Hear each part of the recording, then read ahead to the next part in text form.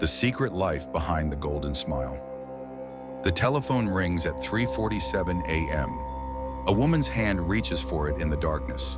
Trembling, urgent, desperate. Her voice when she speaks is not the breathy, playful voice the world knows. It is small. It is frightened. It is the voice of someone whose entire existence has narrowed down to this single moment, this single conversation, this single desperate attempt to hold on to something that is slipping away. They know, she whispers into the receiver. Do you understand? They know about everything. On the other end of the line, silence. Not the silence of disconnection, but the silence of someone who is there, listening, choosing not to respond. It is the silence of power. It is the silence of men who have already calculated the cost of knowing this woman, this actress, this woman with the golden hair and the red lips and the smile that has captivated millions. What we are witnessing in this moment, this fragment of a conversation that may or may not have happened, that exists now only in whispers and rumors and the scattered memories of people long dead, is the intersection of three forces: beauty, power, and the machinery of the 20th century that was designed to consume both. This is not a story with a simple truth. This is a story about what happens when a woman becomes a symbol, when a symbol becomes a prisoner, when a prisoner discovers that the bars of her cage are made not of steel, but of secrets, and secrets, once known, become weapons. This is the story of Marilyn Monroe. But it is not the story you think you know. Before there was Marilyn Monroe, there was Norma Jean Mortensen. And understanding who became Marilyn Monroe requires understanding first who Norma Jean was, what she wanted, what she feared, what desperate hungers drove her forward into a world that was never designed to welcome girls like her. She was born in 1926 in Los Angeles to a mother she barely knew and a father she never met. This simple fact, barely mentioned in most biographies, was the foundational wound of her entire life. She was unwanted. She was an accident. She was a child born into chaos, instability, and the kind of poverty that leaves permanent marks on a psyche. Her childhood was a kaleidoscope of foster homes, of temporary arrangements, of always being the girl no one quite knew what to do with. She was moved from place to place, her small suitcase containing the only constants in a life of radical inconstancy. She learned early that love was conditional, that belonging was temporary, that she was a burden to be managed rather than a child to be cherished. In one foster home, she was sexually abused by a man her mother thought she could trust. The trauma of this violation, this catastrophic betrayal of the fragile trust a child places in the adults who are supposed to protect her, became embedded in her bones, in her nervous system, in the very architecture of how she would move through the world. And yet Norma Jean survived. She was not destroyed by it, though it would haunt her for the rest of her life. Instead, she developed a kind of psychological sophistication that would later be read as charm, as availability, as a kind of emotional openness that drew people toward her. But what it really was, in its essence, was the adaptive survival mechanism of a girl who had learned that she needed to be useful to be loved, that she needed to perform to be seen, that she needed to give in order to receive. When she was a teenager, she discovered something extraordinary, that she could make people notice her, that her body, her face, her presence could create a kind of magnetic pull. For the first time in her life, she experienced what it felt like to matter. Not for who she was, but for how she looked. But even that seemed miraculous compared to the years of invisibility she had endured. She began to model. She began to appear in photographs. She began to construct, deliberately and with great intention, a version of herself that the world seemed hungry for. A girl with platinum blonde hair, red lips, a body that seemed to promise something, a smile that suggested both innocence and knowledge. She changed her name. Norma Jean Mortensen became Marilyn Monroe. She did not do this lightly.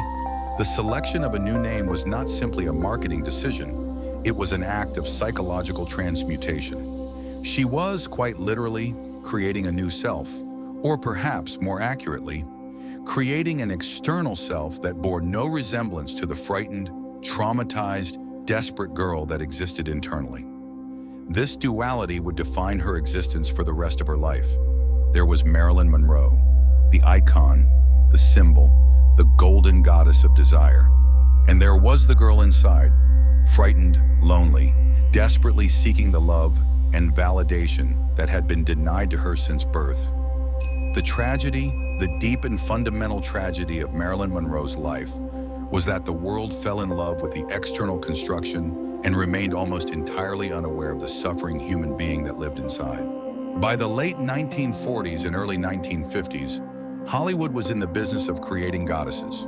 The old studio system, which had dominated American cinema for decades, was beginning to fracture and fade, but not before it reached its zenith in the construction of star mythology. The studios did not simply cast actors in roles, they created entirely new human beings, complete with backstories, personality traits, public personas, and carefully controlled narratives. Marilyn Monroe was the apotheosis of this system. She was not simply an actress hired to perform in films. She was a product. She was a brand. She was a carefully engineered fantasy designed to fulfill a particular cultural hunger. The men who constructed Marilyn Monroe understood something fundamental about human desire, that people do not simply want to watch beautiful women on screen. They want to imagine that they know these women, that they understand them, that there is an authentic self beneath the performance that is knowable, accessible, real. And so the mythology of Marilyn Monroe was carefully crafted to suggest exactly this. She was presented as essentially innocent, a beautiful, perhaps slightly naive, fundamentally good-hearted woman who happened to possess an extraordinary body. She was never presented as calculating, never as strategic, never as someone who was consciously constructing her own image. The irony, the deep, cruel irony, was that Marilyn Monroe was, in fact, profoundly calculating about her image. She understood exactly what she was doing. She studied acting with seriousness and dedication. She read constantly. She was intellectually engaged with the process of performance. She understood the mechanics of cinema and the psychology of audiences.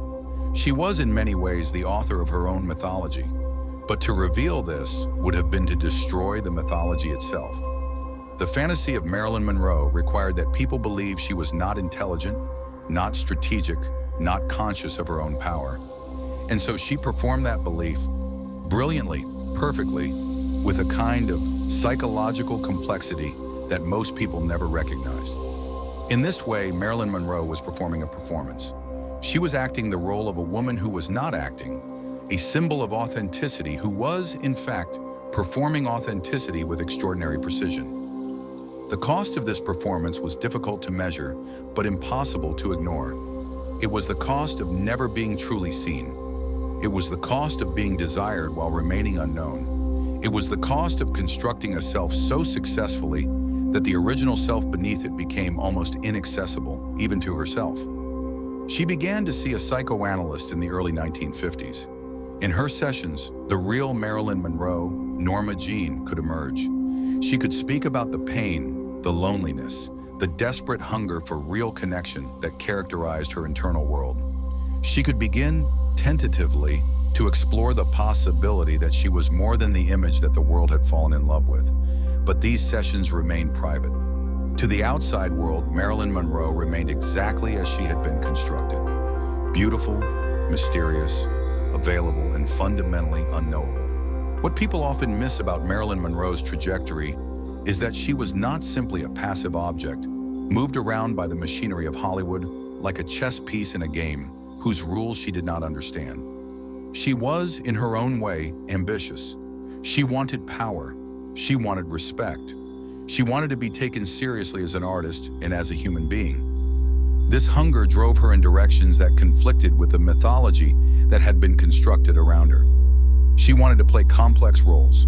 She wanted to work with serious directors. She wanted to be recognized not for her beauty, but for her talent. And most fundamentally, she wanted to be seen, truly seen, as a real person with depth, intelligence, and complexity. But here is where the trap reveals itself. The very machinery that had made her famous was designed to prevent exactly this kind of evolution. The studios, the producers, the directors who made money from her image. They had no interest in Marilyn Monroe becoming more complex, more serious, more real. They wanted her to remain exactly as she was, beautiful, mysterious, sexual, and fundamentally unthreatening in her intellect. In the mid-1950s, she made a fateful decision. She moved to New York. She enrolled at the Actors Studio. She began to study with Lee Strasberg, one of the most influential acting teachers in America. She was, quite deliberately, attempting to reinvent herself, to move from being a symbol constructed by the Hollywood system to being an artist with genuine control over her own work and her own image. This was not a move that was welcomed by the industry. It was seen as threatening. It was seen as ungrateful. It was seen as a woman stepping outside of her designated role and attempting to claim power that had not been granted to her. And yet, Marilyn persisted. She took roles in serious films. She performed scenes that showed genuine acting ability. She was beginning to become, in the minds of serious critics and serious artists, a genuine actress rather than simply a sex symbol. But the cost of this rebellion was isolation. She was no longer simply the golden goddess that all of Hollywood wanted to possess. She was becoming something more threatening, a woman who was attempting to control her own destiny, to define her own image, to refuse the role that had been so carefully constructed for her. The loneliness that had characterized her childhood and her early years in Hollywood intensified. She found herself in the strange position of being surrounded by millions of people who wanted her, desired her, fantasized about her, and yet being fundamentally alone. Not a single person in her life seemed to want her for who she actually was. Not a single person seemed to see the real person beneath the image. This hunger for genuine connection, for authentic recognition, for someone who could see her as she actually was, rather than as a symbol. This hunger would drive her toward the most consequential decision of her life. But if such a connection did exist, if such a moment did occur, it did not happen in isolation. It happened within a context of power, of politics, of men in positions of authority who understood that anything that could threaten their carefully constructed narratives needed to be neutralized, contained, or destroyed. The machinery of power, both political and industrial, was designed to protect itself. If there was a connection between Marilyn Monroe and John F. Kennedy, if such a connection was discovered or suspected, then the machinery would activate to ensure that this information did not become public, did not destabilize the carefully constructed narrative of the president-to-be and the golden goddess of Hollywood. What this meant in practical terms was pressure. It meant surveillance. It meant people whispering warnings in Marilyn's ear. It meant her understanding, gradually and with increasing horror, that she had become entangled in something far larger than herself, something that involved the highest levels of government, something that had the power to destroy her if she was not careful. There are stories, and again, we must emphasize that these are stories, rumors, narratives that may or may not reflect historical reality, of FBI surveillance, of phone taps, of government officials investigating her associations and her conversations, of Marilyn Monroe discovering that her private life, the very thing that she had fought so hard to protect and keep separate from her public image, was being monitored and documented by powerful men. If this is true, then Marilyn Monroe would have been placed in an impossible psychological situation. She was a woman who had already experienced, from childhood onward, the violation of her privacy and her autonomy. She had been abused, abandoned, and exploited by people in positions of power over her. And now, perhaps, she was discovering that she was being surveilled, monitored, and controlled by the highest levels of government. The psychological impact of this realization, if it occurred, would have been catastrophic. In Marilyn's personal correspondence, in her journal entries, in her therapy sessions, we can see evidence of escalating paranoia and distress in her final years. She spoke of feeling watched. She spoke of believing that people were trying to control her. She spoke of the pressure of forces arrayed against her. Much of this certainly can be attributed to her ongoing struggles with mental health, with substance abuse, with the psychological toll of a lifetime spent performing for an audience. But some of it, and this is what the rumors suggest, might also reflect a genuine reality. She might have actually been under surveillance. She might have actually been in danger. She might have actually understood that her life had become entangled with forces far more powerful than herself. By 1962, Marilyn Monroe was reaching a crisis point. Professionally, her career was becoming increasingly unstable. The roles that had once been offered to her with regularity were drying up. The studios that had once courted her favor were beginning to see her as a liability rather than an asset. She was becoming difficult to work with, not out of arrogance, but out of a desperate desire to be taken seriously as an actress, a desire that conflicted directly with the roles she was being offered. But it was not simply professional instability that was destroying her. It was something far deeper. In her private life, Marilyn was disintegrating. She had been married 3 times, each marriage a search for the kind of love and recognition that she had never received. Each marriage had ended in failure and disappointment. She had suffered 2 miscarriages, each one a devastating loss, each one reinforcing her deep-seated belief that she was fundamentally unworthy of the kind of happiness that other people seemed to achieve so easily. Her substance use was increasing. She had been prescribed barbiturates by her doctors for her insomnia and anxiety, and over time she had become dependent on them. She was also drinking more heavily. The self-medication that had once been occasional was becoming constant, a way of managing the unbearable psychological pain of her existence. And underlying all of this was a fundamental loneliness that was almost complete in its totality. Marilyn Monroe, the woman whom millions of men fantasized about, whom millions of people desired, was almost completely alone. Not a single person in her life seemed to want her for who she actually was. Every relationship she entered into seemed to involve people who wanted something from her: her image, her sexuality, her perceived availability. In her therapeutic work, she spoke repeatedly of feeling like a ghost. She was everywhere and nowhere at once. Everyone knew who she was, but no one actually knew her. She existed simultaneously as the most famous woman in the world and as one of the most isolated.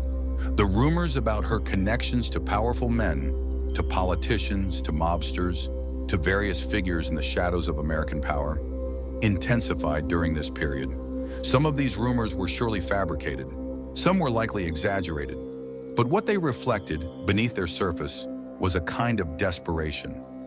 Marilyn Monroe reaching out in every direction, seeking connection, seeking love, seeking someone who could see her and validate her. And in reaching out, she was apparently touching the lives of men who had far more to lose than she did. Men whose positions of power required that their private lives remain private, that their associations remain hidden, that nothing threatened the carefully constructed narratives of their public identities. The machinery of power, which had been designed to protect these men, began to view Marilyn Monroe not as a possible connection, but as a potential threat. In the spring and early summer of 1962, Marilyn Monroe's situation was deteriorating rapidly. Professionally, she had been removed from a film production due to her inability to show up on time and her erratic behavior on set. Erratic behavior that was largely the result of her increasing substance dependence. This removal was a humiliation that would have devastated anyone. But for Marilyn, it was existential. It was proof in her mind that she was failing, that she was becoming irrelevant, that the machinery of Hollywood had finally decided to discard her. Personally, she was in the depths of despair. Her relationships were chaotic and unstable. Her therapy, which had provided some structure and support, was becoming increasingly focused on managing her substance abuse rather than exploring the deeper psychological wounds that had characterized her entire life. And if the rumors are true, if there was indeed some kind of connection or encounter with figures in the world of high politics, then she was also dealing with something far more sinister. She was apparently facing pressure from powerful people who wanted her to remain silent about something. She was apparently being monitored. She was apparently trapped in a situation that she could not escape, and that was becoming increasingly threatening. In her final weeks, friends reported that Marilyn seemed different, more paranoid, more fearful, more desperate. She spoke of being watched. She spoke of threats. She spoke of powerful people being arrayed against her. Much of this certainly could be attributed to her deteriorating mental state and her increasing substance abuse. But some of it, and this is what the rumors suggest, might have reflected a genuine reality. She was apparently trying to reach out to people. She was apparently trying to contact journalists, thinking that if the truth of whatever situation she was in became public, she would be safe. The assumption, perhaps naive, that transparency would provide protection. But the machinery of power does not work that way. The machinery of power, when threatened, does not reveal itself. It conceals itself more effectively. It does not negotiate. It eliminates threats. In her final days, Marilyn Monroe was a woman caught between two worlds. In one world, she was the golden goddess that millions adored, invincible, untouchable, eternally desirable. In the other world, she was a damaged, frightened woman who had made herself vulnerable to forces far more powerful than herself, who had reached out seeking connection and had instead entangled herself in something dangerous. August 4th, 1962, the night that would become the most analyzed, most theorized, most debated night in American cultural history. The night that Marilyn Monroe died. The circumstances of her death have been questioned for decades. The official narrative was suicide, an overdose of barbiturates. She had taken her own life, the story went, because she could not bear the pain of her existence, the humiliation of her career failure, the weight of her psychological struggles. But there are gaps in the narrative. There are inconsistencies. There are questions that have never been adequately answered. Did she take the pills? Or did someone give them to her? Did she die alone? Or was someone with her? Were there phone calls made that night that have never been documented? Was evidence removed from the scene? The truth is that we do not know. The official investigation, such as it was conducted in a way that suggested a desire to reach a predetermined conclusion rather than to discover the truth.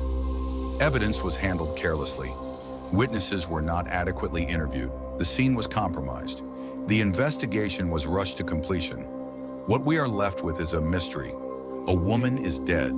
The circumstances of her death are unclear, and the machinery of power, both Hollywood and political, moved quickly to ensure that the narrative remains safely under control. But beneath the surface of this official narrative, there is another story. There is the story of a woman who was desperately lonely, desperately seeking connection, desperately trying to hold on to some shred of authenticity in a world that had transformed her into an icon and forgotten the human being beneath the icon. There is the story of a woman who reached out in too many directions, who became entangled in situations beyond her control, who discovered that the connection she sought with powerful men came with a price that was ultimately too high. There is the story of a woman who, at the moment of her greatest isolation, might have understood that she had no one to turn to, no one who could help her, no one who saw her as anything other than a threat or a symbol or an inconvenience. Whether Marilyn Monroe took her own life or whether her death was orchestrated by forces beyond her control remains unknown. What we do know is that on August 5th, 1962, the world woke up to discover that the golden goddess had died, that the woman whose smile had captivated millions, whose image had been carefully constructed and maintained as the apotheosis of feminine desire, was gone. The response was shock, sadness, a kind of collective grief that seemed disproportionate to the loss of a single individual. But that response reflected something deeper than sadness over the death of an actress. It reflected a recognition, perhaps not fully conscious, that something precious had been lost, that a human being, complex and real and struggling, had been consumed by the machinery that had promised to make her immortal. What we have been describing throughout this narrative is not simply a historical event. We have been describing the collision between a human being and a system designed to extract value from human beings while denying them the basic recognition of their humanity. We have been describing what happens when a woman who is desperate for love encounters a world that is designed to exploit her desperation. We have been describing the machinery of power in both Hollywood and politics and what it does to people who threaten it. The rumors about Marilyn Monroe and her connections to powerful men are important, not because they are definitely true, but because they reveal something about the world we inhabit. They reveal a world in which powerful men can apparently operate with impunity, in which women can apparently be surveilled and controlled and threatened without consequence, in which the truth can apparently be obscured in the service of protecting those in power. The official investigation into Marilyn Monroe's death accepted the narrative that was presented to it. The media largely followed suit. The world moved on, and the Golden Goddess became a symbol, frozen in time, preserved in amber, no longer capable of threatening anyone, because she was no longer alive. But the questions remain, the inconsistencies remain, the gaps in the official narrative remain, and they remain as a kind of testimony, a testimony to the fact that this story was never fully told, that this woman was never fully understood, that the truth of what happened to her was never fully revealed. In the decades since her death, documentaries have been made, books have been written, investigations have been conducted. What emerges from all of this research is not a definitive answer to the question of how Marilyn Monroe died. What emerges is a portrait of a woman who was deeply isolated, profoundly lonely, desperately reaching out for connection, and tragically entangled in a situation that was far beyond her capacity to control. Some of the information that has emerged suggests that she was indeed under surveillance. Some suggest that she was indeed in contact with powerful political figures. Some suggest that there were indeed people who had an interest in ensuring that she remained silent about whatever those contacts involved. But we do not have proof. We do not have certainty.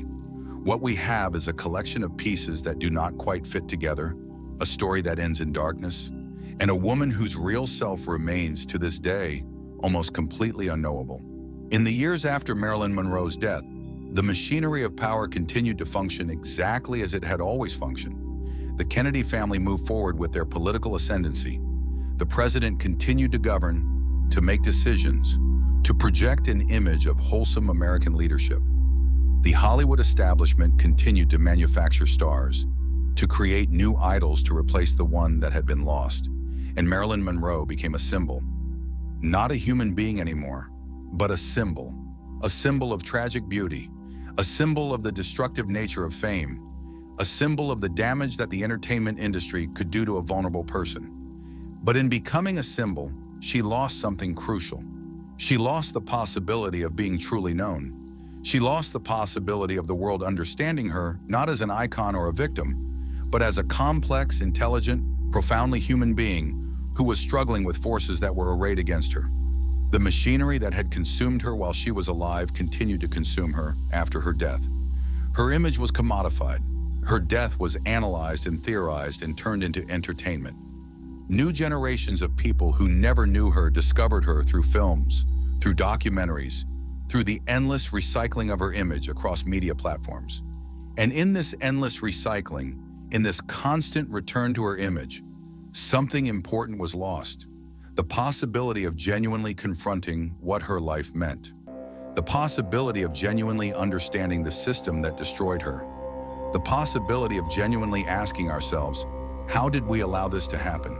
How did we construct a world in which a woman could be so isolated, so desperate, so utterly alone while surrounded by millions of people who desired her?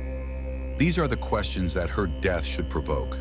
These are the questions that our culture seems determined not to ask. What happened to Marilyn Monroe on August 4th, 1962?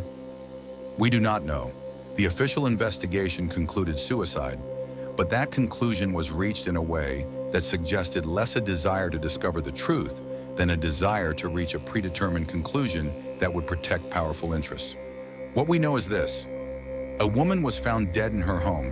She had apparently ingested a lethal dose of barbiturates. She left no note. The circumstances of her death were ambiguous at best, contradictory and suspicious at worst. The evidence was handled carelessly. The investigation was compromised.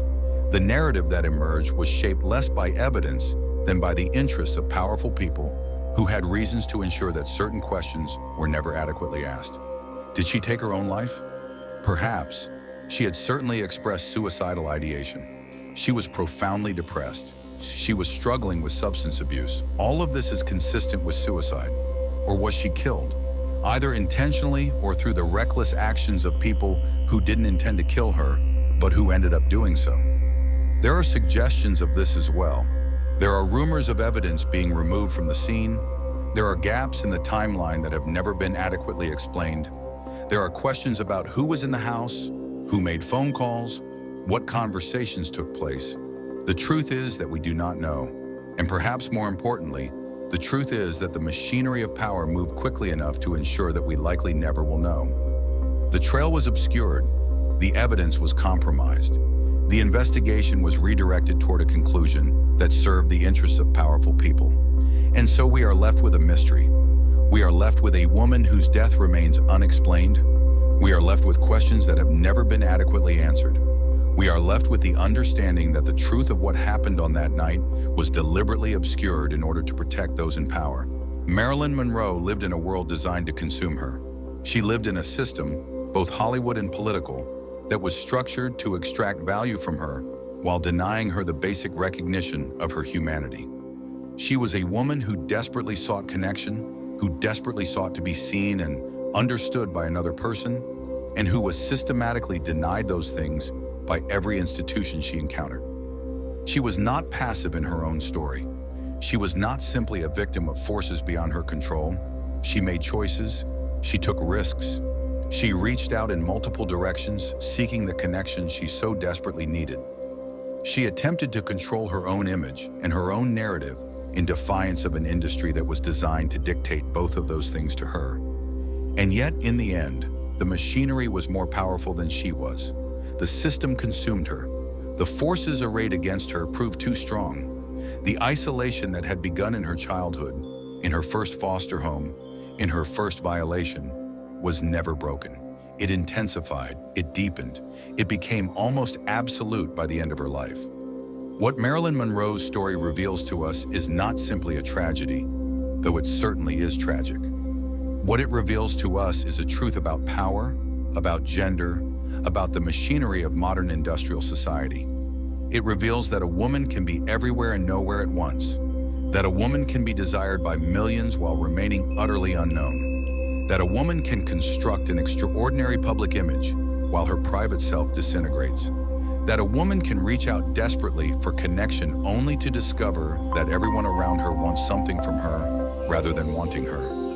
It reveals that power, when threatened, will move to protect itself through surveillance, through pressure, through the obscuring of truth and the manipulation of narrative. It reveals that the machinery does not stop, even when the woman is dead.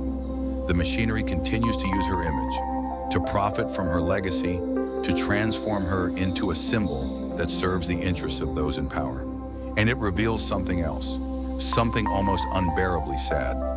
It reveals that a human being, complex, intelligent, vulnerable, deeply feeling, can be reduced to nothing more than an image, and that no one will notice, no one will truly mourn, no one will genuinely understand what has been lost. This is the story of Marilyn Monroe. But it is also the story of a system, a machinery, a way of organizing human beings and extracting value from them that continues to function in our world today. It is the story of what happens when desperation meets exploitation. It is the story of what happens when a woman who is desperate for love encounters a world that is designed to exploit that desperation. And perhaps most importantly, it is a story about isolation, about what it means to be surrounded by millions of people and yet be completely alone, about what it means to be desired by everyone and understood by no one, about what it means to construct a self so successfully that you can no longer access the original self beneath it.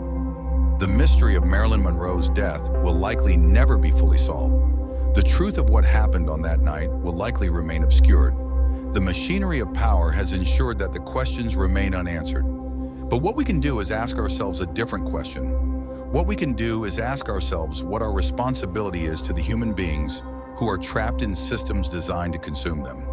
What we can do is ask ourselves whether we are complicit in the machinery that destroyed Marilyn Monroe, whether we participate in the same system of exploitation, in isolation, in denial of authentic human connection.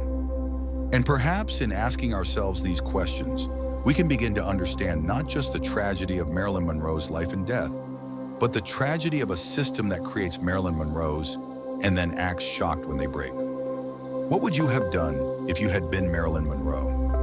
What would you have done if you were surrounded by millions of people who wanted you, but not a single person who saw you? What would you have done if the machinery was closing in around you? If powerful people had reasons to want you silent? If the only person you could trust was yourself, and you couldn't even trust yourself? These are the questions that Marilyn Monroe's death leaves us with. These are the questions that continue to echo across the decades. And these are the questions that we must ask ourselves if we ever hope to understand what happened to her and what continues to happen to so many people in the machinery of our modern world.